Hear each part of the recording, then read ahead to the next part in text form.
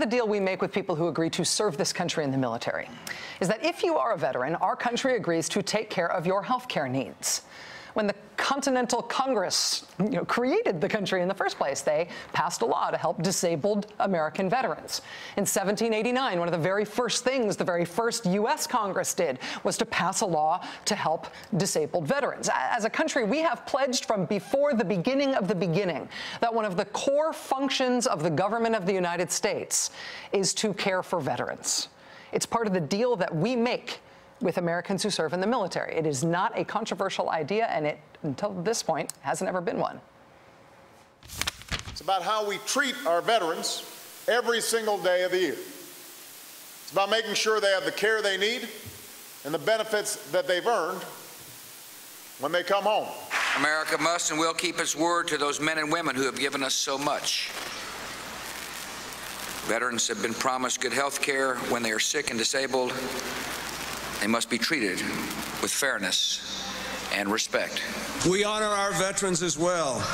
In Abraham Lincoln's words, by caring for him who shall have borne the battle and for his widow and orphan. I've said before that America's debt to those who would fight for her defense doesn't end the day the uniform comes off. For the security of our nation, it must not end. It is not a controversial idea in American politics. It is not a partisan idea at all, or at least mostly. For a while now, an idea has percolated on the right to scrap the VA. To scrap the VA, turn it over to the private sector, and let veterans try their luck there. This thing has simmered out there as an idea on the right for a long time, but it has always been seen, honestly, as too fringe, too radical to actually get anywhere in real, mainstream, realistic politics. In his 2008 presidential campaign, for example, John McCain briefly pitched to veterans group on the idea of sending veterans into the private sector to get their care. The veterans groups were not receptive. That idea went nowhere, and then it was over. A couple of years later, Republican Colorado U.S. Senate candidate Ken Buck said he wanted to privatize the VA. He got slammed by veterans groups, and pretty soon his spokesman was saying definitively, quote, "Ken is not for privatizing the VA hospitals." The next year, Mitt Romney briefly suggested a privatizing voucher system for the VA, and veterans groups came out strongly against it, and he quickly said he was just kicking around a hypothetical, didn't mean it at all. This year, though, something different is going on. At least three of the major candidates, or probable candidates for the Republican presidential nomination, Jeb Bush, Rand Paul, and Marco Rubio, have all, in quick succession, suddenly come out in support of privatizing some or all of the VA. Why is this happening all of a sudden? Why all of a sudden are not just one of these guys here or there, but all of those three guys all deciding now that it is newly politically palatable to suggest something that just a couple of years ago was a real third rail? I think two things are going on here. And one of them you definitely already know about. One of them is that the VA has not been doing itself any favors lately. VA has been buffeted by scandal after scandal over the last few years, including the major scandal over veterans' wait times for appointments and the VA fudging the data about those wait times. That's a scandal that led to the resignation of VA Secretary Eric Shinseki. So people who want to defend the VA from those who would like to abolish it, defenders of the VA are in a situation now where it is politically difficult to defend the VA because it's had so much bad press. And then there's the second thing. Turns out there was something the Founding Fathers did not foresee when they thought about our nation's sacred need to care for our vets.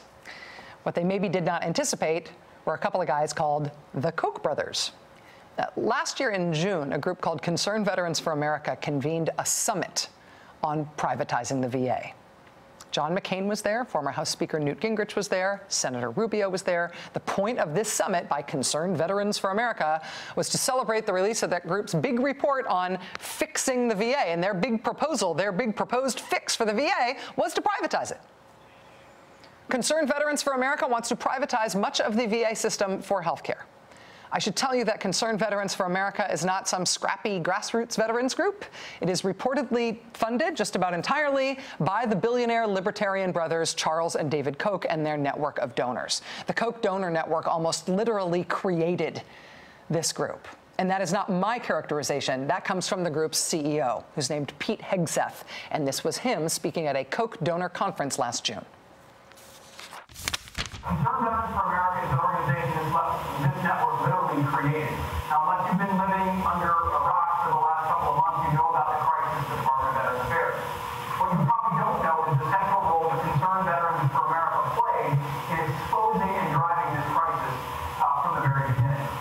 exposing and driving this crisis from the very beginning, driving it.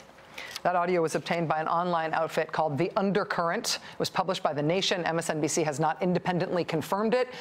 We contacted Mr. Hegseth this evening to ask him if that was in fact him. He declined to talk to us about it. He also declined to talk to us about where his group gets its money.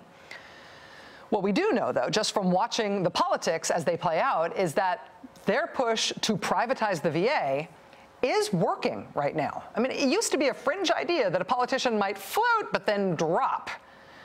But now all the leading Republican hopefuls for president who have been asked about it have so far all jumped on board, lots of them all at once. And part of the reason for the surprise mainstreaming of this formerly fringe idea is that now it is supported by this much larger and much richer campaign.